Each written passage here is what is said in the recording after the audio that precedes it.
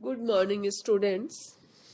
आज हम इस वीडियो में बुद्धि की माप पे चर्चा करेंगे। Measurement of intelligence.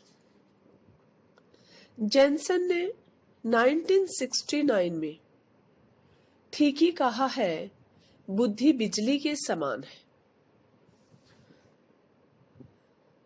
जिसका मापना आसान है।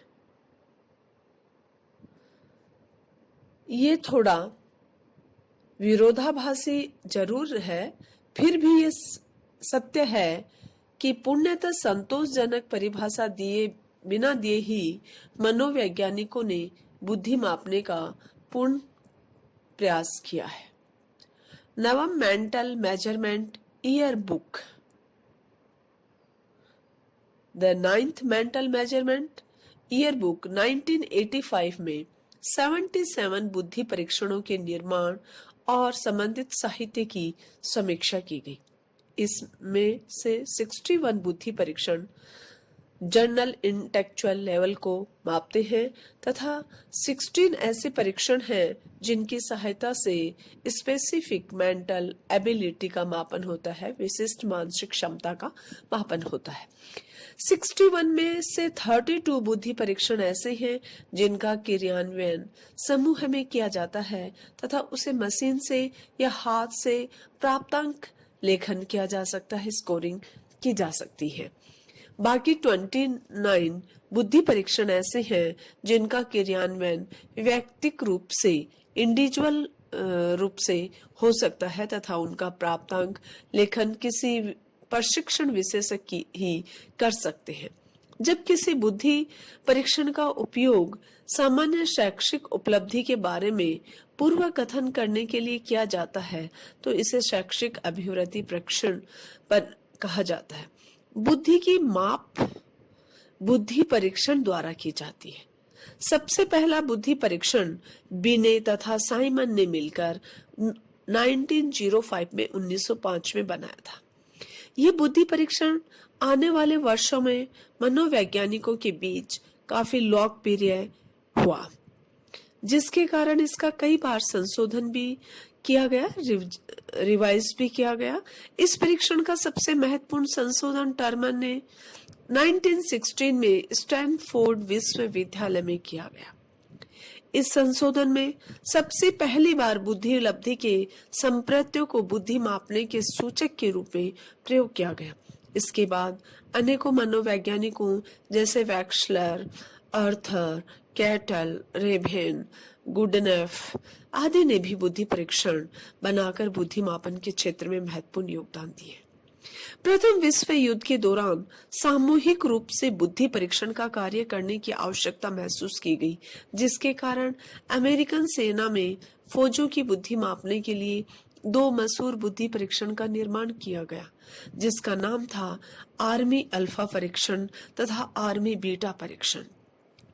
आर्मी अल्फा परीक्षण एक शाब्दिक बुद्धि परीक्षण था, जबकि आर्मी बीटा परीक्षण एक क्रियात्मक परफॉर्मेंस या नॉन लैंग्वेज बुद्धि परीक्षण था। आर्मी अल्फा परीक्षण द्वारा पढ़े लिखे फौजियों की बुद्धि का तथा आर्मी बीटा के द्वारा असाक्षर फौजियों का या नाम मात्र के पढ़े लिखे फौजियों के बुद्धि का मापन किया जाता था। बाद में इन दोनों बुद्धि परीक्षणों को संशोधित करके armed forces qualification test AFQT तथा armed services vocational aptitude battery vocational aptitude battery जैसे परीक्षण का निर्माण किया गया। इस तरह से स्पष्ट है कि बुद्धि का मापन अलग अलग बुद्धि परीक्षणों द्वारा किया जाता है। इनमें से कुछ बुद्धि परीक्षण ऐसे हैं जो शाब्दिक है, यानी आइटम्स, जिनके आइटम्स इंस्ट्रक्शंस भी लिखित भाषा का प्रयोग किया जाता है, तथा कुछ ऐसे भी हैं जिनके आइटम्स तथा इंस्ट्रक्शंस में लिखित भाषा का प्रयोग नहीं किया होता है और व्यक्ति को दिए गए वस्तुओं का परिचालन करके कुछ विशेष डिजाइन बनाना होता है। इसके आधार पर ही व्यक्ति की बुद्धि की जांच की जाती है। कुछ प्रमुख बुद्धि परीक्षणों का प्रयोग जिसका मापन बुद्धि मापन में अधिकतर प्रयोग किया जाता है वे है बिने परीक्षण, वैक्सलर मापनी, Raven progressive matrices, Goodenough draw a man परीक्षण, Peabody picture vocabulary test, Cattell cultural free intelligence test और बच्चों के लिए निर्मित कॉफमैन मूल्यांकन परीक्षण माला। सबसे पहले हम बिने परीक्षण ले रहे हैं। बुद्धि परीक्षण के इतिहास की अहमियत मनोवैज्ञानिक दृष्टिकोण से काफी अधिक बताई गई है।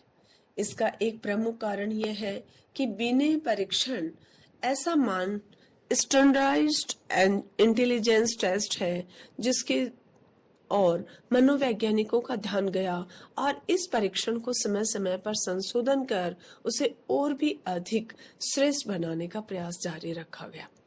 परीक्षण निर्माण के दो नियमों का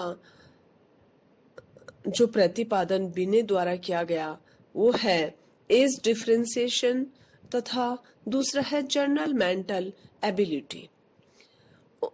एज डिफरेंशिएशन का अर्थ यह होता है कि जैसे जैसे बच्चों की आयु बढ़ती है उनकी क्षमताएं विकसित होती जाती हैं।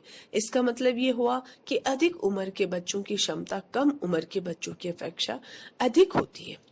बिने ने स्पीयरमैन द्वारा प्रतिपादित जनरल मेंटल एबिलिटी या जी कारक को महत्वपूर्ण माना है और इस तरह से बिने बुद्धि के विभिन्न अलग अलग तत्वों को समझने की आवश्यकता से अपने आप को दूर रखे हैं। इस परीक्षण का निर्माण फ्रेंच मनोवैज्ञानिक अल्फ्रेड द्वारा थियोडोर साइमन जो एक मेडिकल डॉक्टर थे की सहायता से की गई। फ्रेंच सरकार ने मानसिक रूप से कमजोर बच्चों की पहचान करने के लिए एक बुद्धि परीक्षण का निर्माण का भार बिने को सौंपा था।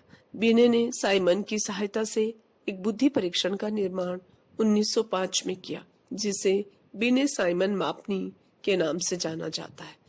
इस टेस्ट में कुल 30 आइटम्स थे जिनके द्वारा बच्चों में भाषा का प्रयोग, चिंतन एवं बोध का मापन होता था। ये सभी आइटम्स बढ़ते हुए क्रम से रखे गए थे। ये एक व्यक्तिगत बुद्धि परीक्षण है जिसका प्रथम संशोधन 1908 में किया गया। इस संशोधन की मुख्य विशेषता यह थी कि इसमें कुछ नए आइटम्स को जोड़े गए थे और कुछ असंतोषजनक पुराने आइटम्स को हटा दिया गया। 1908 के संशोधन के बाद इस परीक्षण में आइटम्स की संख्या बढ़कर 58 हो गई थी। पहले 30 थी, बाद में 58 हो गई।